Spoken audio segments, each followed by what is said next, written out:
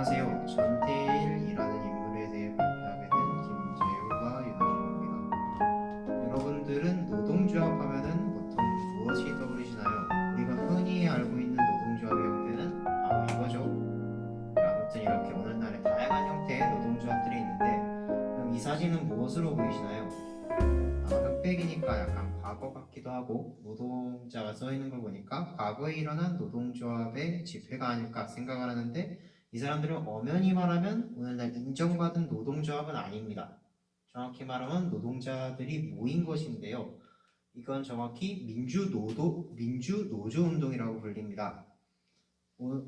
약간 오늘날이랑 이쪽이랑 이쪽은 결국에는 요구하는 바는 같습니다. 우리의 근로 조건을 조금 개선을 해주고 우리가 좀 더 안전하고 쾌적하게 일하고 가족들을 부양하게 해달라. 인데 이쪽은 근로기준법을 약간 개선을 해달라. 약간 오늘날로 따지면은 우리가 7교시까지 했던 거를 이제 4교시까지 해서 점심 먹고 바로 집에 가게 해달라. 라면은 여기는 근로기준법을 준수해달라 쪽입니다. 그러니까 우리가 너희가 7교시를 하기로 정했으니까 7교시까지만 하고 집에 보내달라를 요구하는 쪽이죠.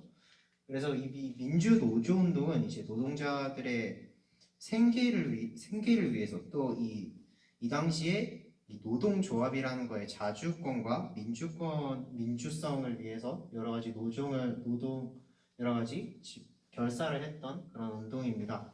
이 대표적인 원인으로는 한국노총이 있었습니다. 한국노동조합 총연맹이라는 건데요. 이 당시 과거 시대 때는 노동조합이 전국에 딱 하나였습니다. 근데 이 하나인 기구가 노동자들을 위한 기구라기보다는 노동자들을 억압하는 기구였기 때문에 이 노동자들이 좀 들고 일어나기도 했고 또 가장 큰 원인은 바로 이 한 사람이 엄청난 영향을 일으켰는데 전태일 분실 자살 사건이라는 겁니다. 간단하게 요약을 하자면 이제 건장한 20대 청년이 근로기준법을 준수하라 라고 외치면서 시장 한복판에 나와서 자살을 하신 사건인데요. 이 사건으로 인해서 여러 가지 이 사건으로 인해서 사실상 이 운동이 시작됐다고 봐도 무관합니다. 그래서 일단은 본격적으로 이 전태일이라는 인물에 대해 알아보기 전에 대체 이 시대에 무슨 일들이 있었길래 갑자기 건장한 청년이 자살을 하고 이 사람들은 이렇게 모여 있는지를 한번 알아보겠습니다. 이 시대는 1960년에서 1970년대인데요. 이 시대에 가장 대표적으로 벌어진 일은 1961년에 박정희 정권이 집권했습니다.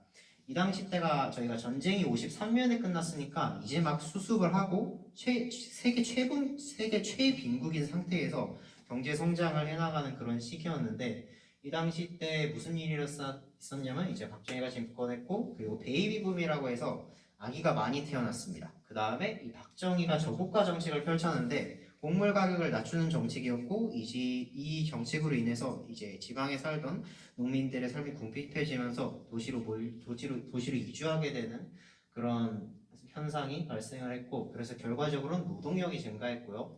그리고 오늘날 우리가 한강의 기적이라고 불리는 그런 가공할 경제 성장이 시작을 했었습니다.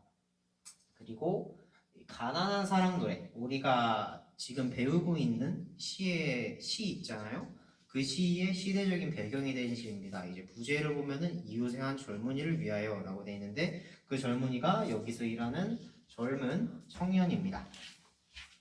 아무튼 그리고 이 박정희 이 당시에 노동자 인권 문제가 대두된 이유가 박정희가 펼친 경제개발 5개년이라는 정책 때문인데 정확히 이게 무슨 정책인지를 한번 알아보자면 수출을 많이 하자는 겁니다.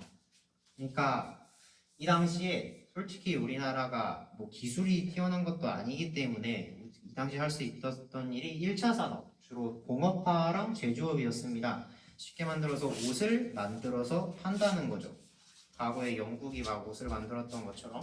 아무튼 근데 옷을 만들면 우리가 중국을 보면은 지금 알 수 있듯이 품질이 좋지 않습니다. 하지만 양은 많고 가격이 싸죠. 그래서 우리도 수출을 늘리는데 우리는 가격 경쟁력을 확보하기 위해서 이 수출품들의 가격을 낮추자. 근데 우리가 무슨 지하 자원이 많은 것도 아니고 그렇게 가격을 낮출 방법이 많지 않았는데 이 당시에 본격적으로 채택한 방법이 바로 임금을 낮추자는 거였습니다. 그리고 노동시간을 늘리자는 거였죠. 근데 이거를 그러니까 한마디로 이 노동자들의 삶을 조금 더 궁핍하게 만들고 나라의 성장을 도모하자는 건데, 근데 이걸 어느 정도로 낮추냐면은 16시간을 일하는데 일당을 4,000원을 줍니다. 현재 돈으로 4,000원. 그러니까 16시간을 일하는데 현재 돈으로 4,000원을 받았다는 거죠. 그리고 이게 어느 정도냐면은 그냥 그 당시에 있던 근로기준법을 무시한 수준이었고 생계를 유지할 수 있는 수준이 아니었습니다. 그때 왜 이런 일이 가능을 했냐면은 이 당시에 우리가 작년에 세계사 시간에서 배웠듯이 영국의 산업 영국의 그러니까 절대왕정 시기에 자본가라는 새로운 계급이 등장하면서 막 자본가랑 왕은 자본가를 비호해주고 자본가는 세금을 주고 이렇게 상부상조하는 게 있었는데 이거랑 비슷한 유사한 얘기 이 당시에도 일어났습니다. 박정희가 자본가들을 비호해주고 자본가들은 이제 경제 성장을 위해서 나라를 위해 힘쓰고 이런 구조였지요. 그래서 이 당시에 실제로 노동자들의 삶이 어떠했는지를 한번 살펴보겠습니다. 이 내용은 이제 전태일 아까 우리가 본 전태일이라는 청년이 박정희 대통령에게 보낸 그 편지의 몇몇 일부분들을 따온 겁니다. 일단은 1개월에 첫 주와 3주 2일을 쉽니다. 그러니까 주말이라는 개념이 일단은 없었고 한 달에 2번밖에 안 쉰다는 거죠.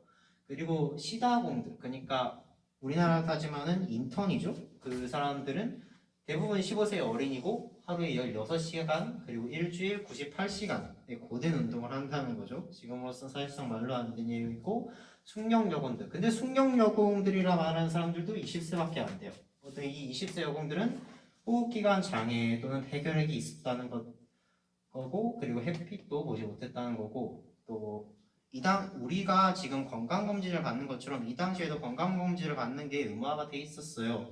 근데 이제 30명 중에서 2명이나 3명 정도를 뽑아서 진단을 했다는 건데, 자, 우리가 지난번에 수업 시간 중에 갑자기 나와가지고 이제 결핵 검사한다고 차 들어가서 엑스레이 찰칵 찍었던 거 있잖아요. 그거랑 비슷한데 이제 여기서 이 당시에는 이제 여기서 한번 1 우리 반에서 딱 누가 들어오더니 1번이랑 2번 나와 하면서 끌고 가서 찍는데, 야, 그래서 찍습니다 하고 찰칵 찍는데 거기엔 사실 필름이 하나도 없고, 그래서 방사선으로 한번 2명을 샤워를 시켜주고, 근데 필름은 아무것도 안 나와 있는데 그냥 뭐 괜찮네요 이렇게 하고 돌려보냈다는 거죠. 뭐 실제로는 아무런 말도 없었다고 합니다. 애초에 그냥 백지로 나와 있으니까 뭐 어떻게 해라 좋다 나쁘다 이런 말도 없었다고 합니다.